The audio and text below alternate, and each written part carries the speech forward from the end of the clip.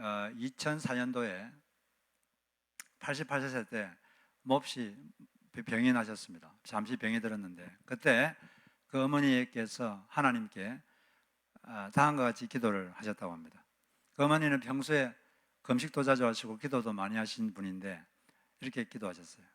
하나님 아버지, 이제 살 만큼 살았고 자식들도 재구실을 하는 듯하니 이제 저는 하늘나라로 데려가 주십시오. 이렇게 기도를 하셨다고 합니다. 그래서 기도했는데 기도 중에 흰옷 입은 천사가 나타나서 지금은 아니고 2년 후 너를 데려가겠노라, 이런 말씀을 하셨대요. 그리고 이제 2년 뒤에 실제로 2006년도에 90세가 됐을 때 그 어머님께는 확신이 있었습니다. 올해는 내가 하늘나라로 가는 해. 그렇게 하고 손수 수의를 장만하시고 묘터도 알아보시고 그렇게 했습니다. 그리고 돌아가시기 보름 전에 좀 알아 누우셨는데 주변을 말끔히 정리하시고 금가락지는 며느리에게 주고 또 털 목도리는 우리 딸에게 물려주고, 그리고 살아오면서 신세진 사람들에게 일일이 고맙다는 인사를 드리고, 그리고 혼수 상태에 계시다가 숨을 거두고 하늘나라로 가셨습니다. 그런데 돌아가시기 직전에 한마디 하시고 돌아가셨는데 모든 것이 감사하다, 이렇게 하고 돌아가셨습니다. 사람이 잘 사는 것도 중요한데 잘 죽는 것도 중요합니다. well dying, 이게 되게 중요한 거예요. 여러분들도 이 지구에서 눈을 딱 감는 순간 다른 데서 눈을 딱 뜨게 됩니다.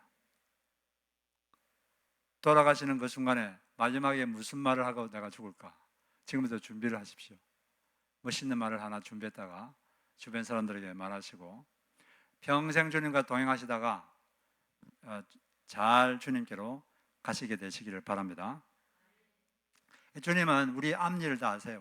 우리 앞길을 다 아십니다. 그래서 베드로가 앞으로 어떻게 될지, 어떻게 죽을지 다 아시는 거죠. 베드로가 어떤 죽음을 죽을지 주님께서 오늘 여기에서 말씀하셨어요. 지난주에 우리가 살펴봤지만 베드로에게 너가 나를 사랑하느냐 3번 물었습니다. 그러니까 베드로가 제가 주님을 사랑하는 걸 주님 아십니다. 그때 주님이 뭐라고 답했죠? 그렇다면 내 양을 돌보아라. 너가 나를 사랑한다면 내 양을 먹여라. 네. 왜냐하면 예수님이 가장 관심 있는 게 예수님의 양입니다. 예수님은 예수님의 양이 잘못되면 너무 괴롭고 잘되면 기쁘고 그런 거죠. 그래서 주님을 사랑한다면 주님을 기쁘시게 해드리고 싶고 슬픔을 없애주고 싶은 거죠. 그렇기 때문에 예수를 사랑하는 사람은 예수님의 양을 어떤 형태로든 돌보고 있어야 됩니다. 그게 정상이죠. 그렇게 말씀하신 다음에 예수님께서 베드로에게 너가 젊을 때는 스스로 네가 띠를 띠고, 띠를 띈다는 건 허리띠를 띈다는 거예요. 그 당시 이스라엘 사람들은 옷이 통짜입니다. 통짜라서 쉬고 있을 때는 허리띠를 풀고 어디 가거나 그럴 때는 허리띠를 딱 짜매고 나가는 거죠. 띠를 띈다 이 말은 너가 옷을 입는다 이 말이죠. 너가 스스로 옷을 입고 또 원하는 곳으로 너가 갔지만은 이제 나이가 늙으면 2 팔을 벌리리니 다른 사람이 너의 허리띠를 띄울 것이고 너가 원하지 않는 곳으로 다른 사람이 너를 끌고 갈 것이다, 이렇게 말씀하셨어요. 그게 무슨 말이냐? 그 어떤 식으로 죽을 것인지를 말해주는 거죠. 2 팔을 벌리고 죽는 건 어떻게 죽는 거죠? 십자가에 매달려 죽는 겁니다. 너는 십자가에 매달려 죽을 것이다. 실제로 베드로는 십자가에 거꾸로 매달려 죽었어요.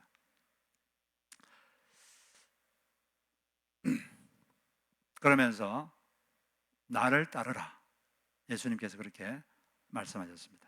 나를 따르라. 너는 앞으로 십자가에 못 박혀 죽을 것이다. 나를 따르라.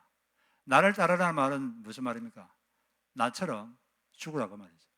나를 따르라. 예수님은 사시다가 마지막에 십자가에 못 박혀 돌아가셨습니다. 나를 따르려면 너도 그렇게 하라. 십자가라는 것은 어떤 것입니까?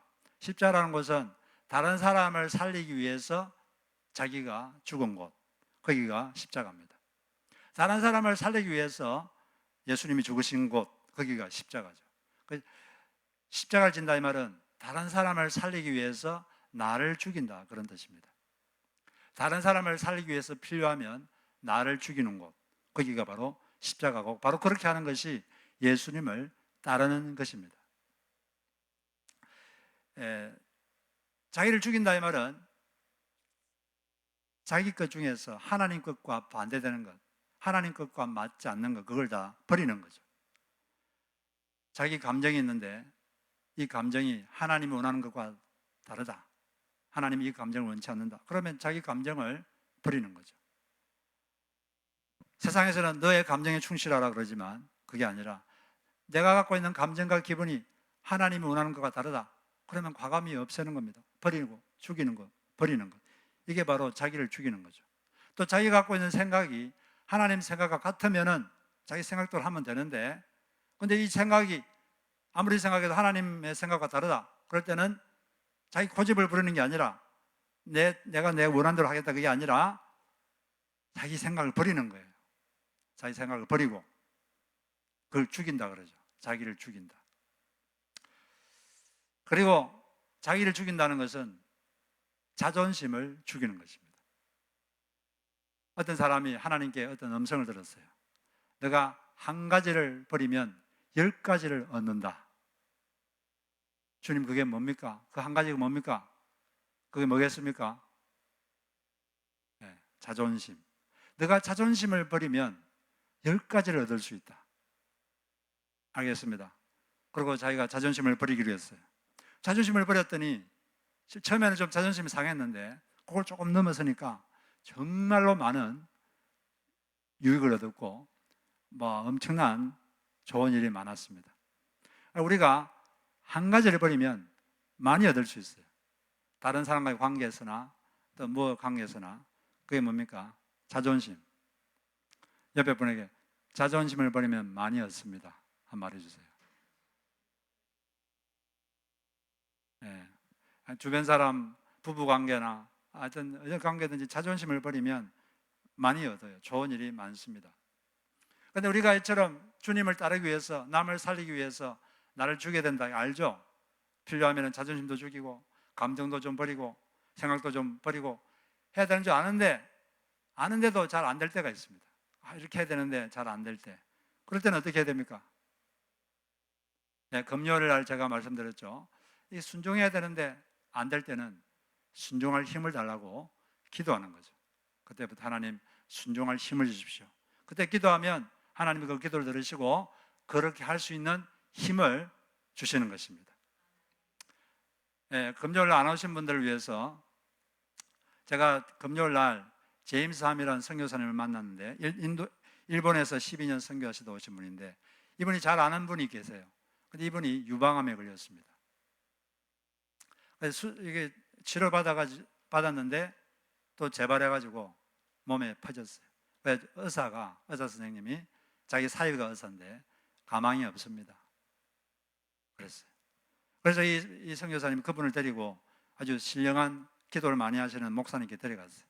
근데 그 목사님이 기도를 하더니 하시는 말씀이, 당신은 어디에 묶여 있습니다. 그 묶임 때문에 당신은 지금 병이 들었습니다. 근데 그걸 딱 듣는 순간 그게 묶인 게 뭔지 알았습니다.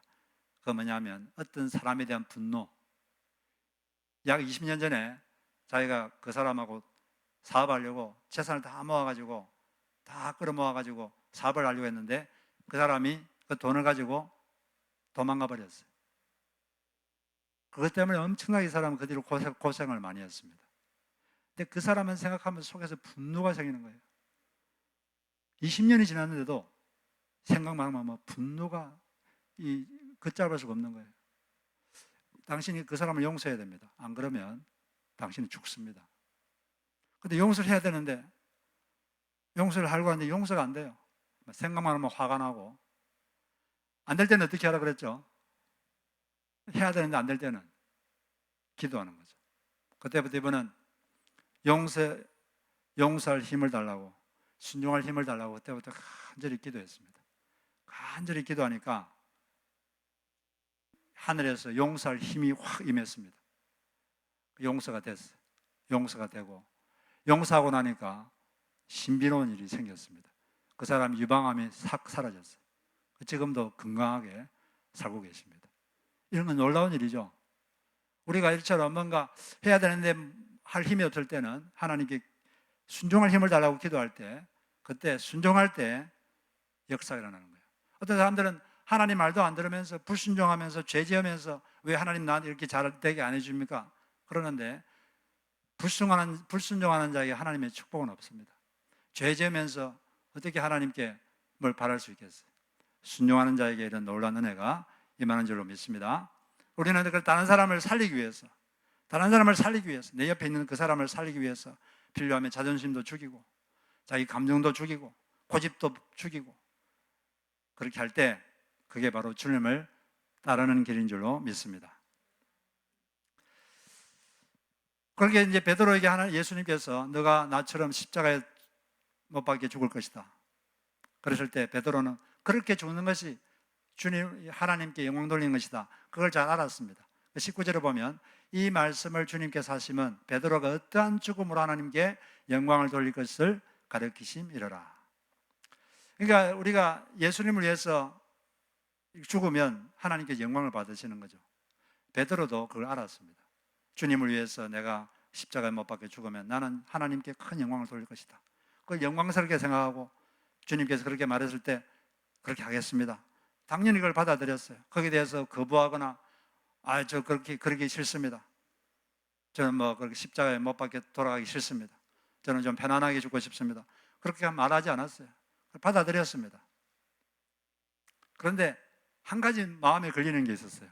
한 가지 걸리는 게 있었는데 평소에 좀 라이벌로 생각했던 제자 요한, 이 요한은 어떻게 될 것인가?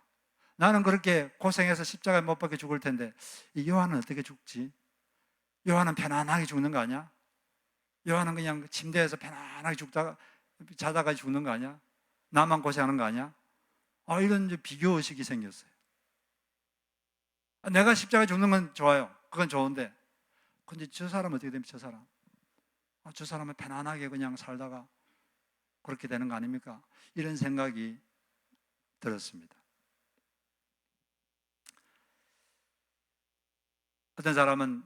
어떤 학자는 요한을 좀 걱정해서 이런 말을 한 것이다 일 수도 있다 이렇게 말하는데, 근데 뒤에 예수님이 하는 말을 보면 예수님이 좀 책망조로 말씀하시는 거 보면 그런 것보다는 뭔가 비교의식에서 그런 말을 한 것 같아요. 예수님 뭐라 그랬죠? 내가 다시 올 때까지, 재림할 때까지 요한을 살려둔다고 할지라도 그게 너와 무슨 상관이냐? 너는 나를 따르라. 요한이 어찌되든 그 너와 아무 상관없다. 너는 그냥 나만 생각하고 너의 갈 길을 가라. 이런 식으로 약간 책망조로 말을 했죠. 이 사람이란 게 자꾸 다른 사람하고 비교를 합니다. 비교만 안 하면 많은 사람들은 행복하게 살 수 있어요. 근데 비교를 자꾸 하기 때문에 행복하게 살 수 있는데도 행복하지가 않습니다. 충분히 행복할 수 있는데 그 비교의식 때문에 친구들하고 비교하고 자기 동기들하고 비교하고, 그래서 이 마음이 불행감을 가진 사람이 참 많아요. 또 그 비교하는 것 때문에 할 수 있는 것도 안 하고 화가 나 기분 나빠가지고 안 하고 그런 경우도 있습니다. 이런 이야기가 전해지고 있는데 어떤 사막에서 수도하는 교부가 있었습니다. 교부란 건 뭐냐면은 기원 후 2세기부터 8세기까지의 기독교 신학자 또는 지도자를 말해요. 아주 훌륭한 분이죠. 그 교부가 그 사막의 수도원에서 어떠한 유혹에도 넘어가지 않고 아주 수도를 잘하고 그렇게 했습니다. 어떤 유혹에도 넘어가지 않았어요. 그런데 어떤 사람이 어느 날 와가지고 귀에다가 한마디 했습니다. 근데 그 말을 듣자마자 얼굴이 푸르락해지더니 아주 견디지를 못합니다. 뭐라고 그랬을까요?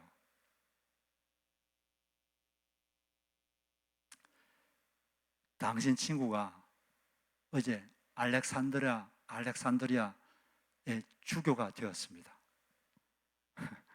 그러니까 이 사람이 그전에는 온갖 유혹도 다 이겼는데 자기 친구가 알렉산드리아 대도시에서 최고의 감독이 됐다니까 이 정신을 못 차리는 거죠.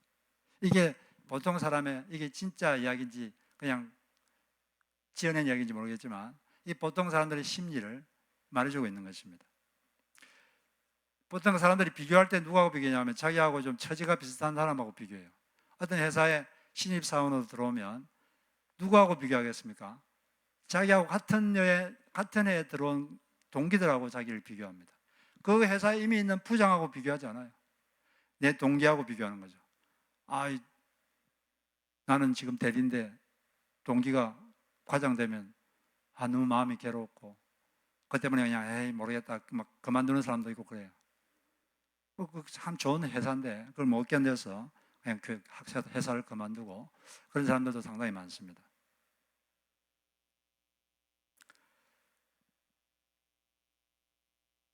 그런데 주님은 그러면 안 된다. 자꾸 요한하고 자기를 비교하려고 하는 베드로에게 내가 올 때까지 요한을 살아있게 한다 할지라도 그게 너와 무슨 상관이냐? 너는 나를 따르라. 각 사람은 각 사람이 가야 될 길이 있다. 요한은 요한의 길이 있고 너는 너의 길이 있다. 내가 요한에게 준 은혜가 있고 너에게 준 은혜가 있고 사람마다 다른 것입니다. 비교할 수 없는 거고 그게 너와 무슨 상관이 있느냐? 상관하지 말라는 거죠. 신경도 쓰지 마라. 그냥 너는 하나님하고 나와 1대1로 너의 삶만 생각하면 되는 것이다. 이렇게 주님께서는 말씀을 하셨습니다. 그런데도 이렇게 말하는데도 불구하고 많은 사람들은 자꾸 사람들과 자기를 비교하죠. 지금 LA에 있는 USC에 유명한 교수님이 계신데 경제학 교수면서 행복 통계학자이십니다. 어떻게 사람을 행복할 수 있는가 그런 걸 평생 연구하셨는데 이분이 연구한 결과를 이렇게 요약했어요. 사람은 일정 수준의 소득에 도달하면 더 이상 소득에 따라 행복의 양이 증가하지 않는다. 일정 수준의 그 소득, 물론 그까지는 필요하죠. 그런데 일정 수준의 소득이 딱 도달하면 그때부터는 소득이 더 많아진다고 행복이 증가하는 게 아니고 그때부터는 무엇에 의해서 행복과 불행이 좌우되느냐 하면은 다른 사람과의 비교를 통해서 행복과 불행이 좌우된다. 그렇게 말을 했습니다. 그래서 이 사람이 자기 가르치는 제자들을 대상으로 실험을 했어요. 이 두 가지 연봉 중에서 어떤 연봉을 택할 것이냐 실험을 했는데 첫 번째는 자기는 연봉이 10만 불인데 다른 동기들은 다 20만 달러를 받는 경우 그게 첫 번째 경우고 두 번째 경우는 자기는 5만 달러를 연봉으로 받는데 다른 동기들은 다 4만 달러를 받을 때 이 두 경우에 어느 것을 택하겠느냐 그랬을 때 여러분은 어느 걸 택하겠습니까? 사실 다른 사람 생각 안 하면 10만 달러가 많으니까 10만 달러를 택하는 게 좋지 않습니까? 다른 사람이 20만 달러를 받든 5만 달러를 받든 내가 10만 달러 더 많이 받으니까 5만 달러보다는 10만 달러 받는 게 좋잖아요. 그런데 이 조사를 해보니까 무기명으로 이름 안 적고 이렇게 했는데 3분의 2가 두 번째를 택했어요. 다른 동기들은 다 4만 달러 받고 내가 5만 달러. 그러니까 10만 달러가 더 많은데 10만 달러 받을 때는 다른 동기들은 다 20만 달러 받으니까 이게 비교해보면 꿀린다는 거지. 그렇기 때문에 그거보다는 5만 달러 좀 작지만 다른 동기보다 더 많이 받는 걸 내가 택하겠다. 그런 식으로 하는 사람이 훨씬 더 많았다는 겁니다. 이처럼 사람들은 다른 사람과 비교를 되게 많이 해요. 왜냐하면 인간에게는 인정받고 싶은 욕구가 되게 강하기 때문입니다. 이 돈이 충분히 많은 사람들도 왜 자꾸 돈을 더 벌려고 하느냐? 이유는 돈보다는 나 괜찮은 사람이야. 더 우대받고 더 존경받고 그러고 싶은 거예요. 더 인정받고. 여기 보면 한국에도 재벌들이 많은데 자꾸 신문에서 1등, 2등, 3등 자꾸 이렇게 서열을 세우잖아요. 자꾸 기분이 나쁜 거지. 자꾸 비교되니까. 이게 참 사람을 불행하게 만듭니다. 그래서 우리는 그래서는 안 되겠고 남과 비교하지 않으면 비교만 안 하면 없이도 살 수 있는 게 되게 많습니다. 없어도 되는데 괜히 남 갖고 있으니까 나도 이거 있어야 돼. 그렇게 좋은 거 필요 없는데도 남이 눈이 의식되고 남의 시선이 보이고 그러니까 그냥 필요 없는데도 괜히 그 쓸데없이 그렇게 돈을 허비하는 경우가 많고 괜히 그렇게 마음이 불행해하는 경우가 많습니다. 그게 별로 좋지 못한 거죠. 우리는 다른 사람과 비교하지 말고 하나님과 1대1로 그렇게 사는 여러분 되시기를 바랍니다. 자기가 할 길을 가면 되는 거예요. 각자에게 주어진 길이 다 다릅니다. 바울 시대에 바울과 함께 아주 유명했던 사역자가 있는데 아볼로라고 하는 사역자가 있었습니다.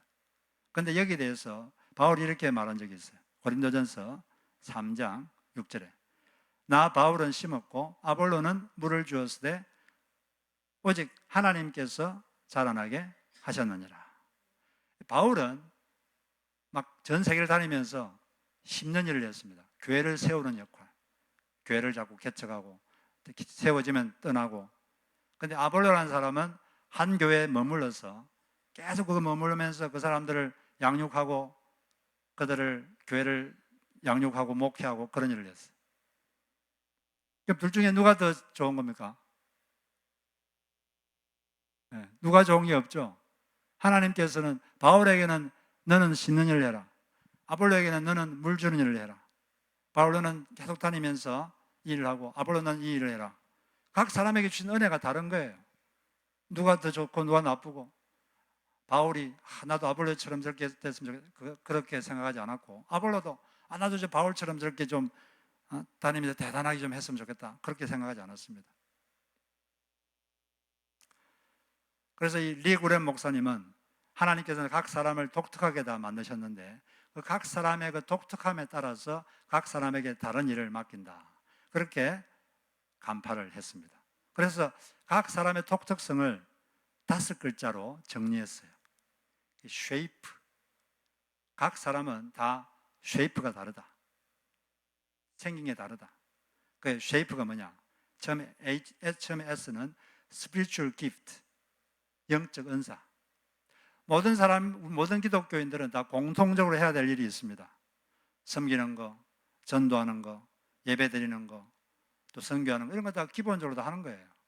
그런데 특별히 하나님 은사를 주신 면이 있어요. 그런데 그 분야는 다른 사람보다 더 많이 하는 거죠. 더 많이 하고 더 에너지를 쏟고 그게 바로 하나님이 주신 영적 은사입니다. 그 다음에 이제 H는 뭐냐? H는 heart, 가슴의 열정, heart, passion. 사람마다 이 가슴이 열정이 생기는 게 달라요. 어떤 사람은 이걸 보면 열정이 생기는데 어떤 다른 사람은 그걸 보면 열정이 안 생기고 또 다른 걸 보면 열정이 생기고 가슴이 뛰고 사람마다 가슴이 뛰는 게 다릅니다. 그게 이제 그 사람의 독특한 거죠. 그 다음 A는 ability, 타고난 재능. 사람마다 타고난 재능이 달라요. 태어나면서부터 좀 타고난 재능이 다 다릅니다. 그리고 P는 뭐냐? personality, 기질과 성격. 사람마다 기질이 다릅니다. 조용한 기질이 있는가 하면 좀 명랑한 기질이 있고 기질이 달라요. 성격도 다르고 그 퍼스널리티에 따라서 하나님이 맡기는 일도 다릅니다. 그 다음에 E는 뭐 experience, 개인적인 경험. 사람마다 다 개인적인 경험이 달라요. 백그라운드가 다르죠. 백그라운드. 다니는 학교가 다르고 전공이 다르고 읽은 책이 다르고 교육 배경도 다르고 가정 배경도 다르고 또 개인적인 고난도 종류가 달라요. 우리가 다 살면서 고난을 많이 당하지만 종류는 다릅니다. 그래서 사람마다 독특한 고난이 있어요. 그리고 또 사람마다 다 성공도 체험하죠. 성공 체험하는데 사람마다 경험하는 또 성공의 종류도 다르죠. 이걸 이제 5가지를 합해서 내가 대충 어떤 사람이구나. 거기에 맞게 하나님께서 어떤 일을 맡기고 그렇게 하신다는 것입니다. 우리는 각자가 다르기 때문에 다른 길을 가야 돼. 각자가 달려갈 길이 있는 것입니다. 여러분에게 달려갈 길을 열심히 가시길 바랍니다. 자꾸 다른 사람 보지 마십시오. 내 친구는 저러는데 나는 뭐하고 있나? 참으로 그건 불필요한 일입니다. 주님은 그렇게 하지 말라고 하신 거죠. 그래서 바울은 디모데후서 4장에 보면은 내가 나의 달려갈 길을 마쳤다. 나의 달려갈 길을 마쳤다. 바울은 바울이 달려갈 길이 있습니다. 바울이 마지막에 나는 아볼로의 길을 내가 마쳤다 그러지 않았죠. 자기가 그 길을 갈 수 없는 거예요. 자기는 자기 길을 가는 것입니다. 그리고 침례 요한도 사도행전 13장에 보면은 침례 요한이 자기의 달려갈 길을 마칠 때 그런 말이 있습니다. 각 사람마다 자기 길이 있는 거예요. 자기 인생이 있고 다 다른 것입니다. 그렇게 자기 길을 여러분 기쁨으로 가시기를 바랍니다. 근데 여기서 살다 보면 다른 사람이 더 훨씬 훌륭해 보이고 자기가 좀 초라해 보일 때가 있습니다. 예를 들어서 바울 시대에 바울만 사역한 게 아니라 많은 사역자들이 있었어요. 그런데 바울은 아주 탁월했죠. 바울을 보면서 다른 사역자들이 나는 왜 이렇게 바울처럼 못할까? 나는 왜 바울만큼 못할까? 바울은 저렇게 가는 곳마다 교회도 세우고 저러는데 나는 왜 바울처럼 안 될까?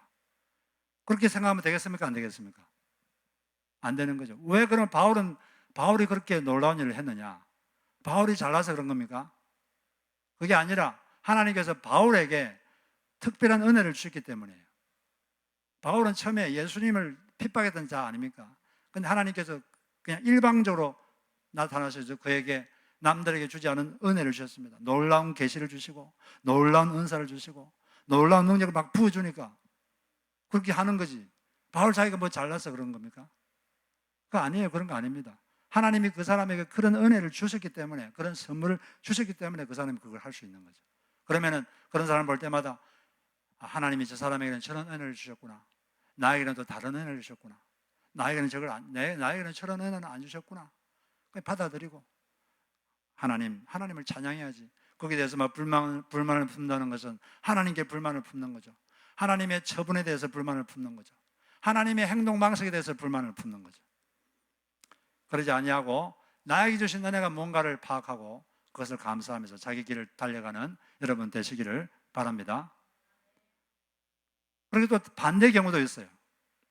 나는 잘하는데 다른 사람은 그걸 잘 못하는 걸 볼 때 어떻게 합니까? 나는 이걸 참 잘하는데 다른 사람은 그걸 못해요. 하지도 않고. 그러면은 정죄하고 비난하고 그럴 게 아니라 아직 하나님께서 저 사람에게는 저런 은혜는 주지 안 하셨구나. 이렇게 생각하고 하나님 저 사람에게도 저런 은혜를 주십시오 하고 기도하고 그 사람이 더 나은 하나님의 사람이 될 수 있도록 도와주는 것, 그런 일을 할 수 있는 거죠. 우리가 유명한 프란체스카라는 수도사가 있는데 이 사람이 제자들에게 가끔씩 이런 말을 했다고 합니다. 나는 세상에서 가장 악한 자이다. 나는 세상에서 가장 악한 자이다. 그러니까 제자들이 아니 스승님이 얼마나 훌륭한데 저 세상의 악한 자들하고 비교하십니까? 그럴 때 그분이 하신 말씀이 만약 하나님께서 저 길거리에 있는 악한 사람들에게 나에게 주신 은혜를 주셨다면 그들은 나보다 훨씬 더 훌륭한 사람이 되었을 것이다. 말 됩니까? 네.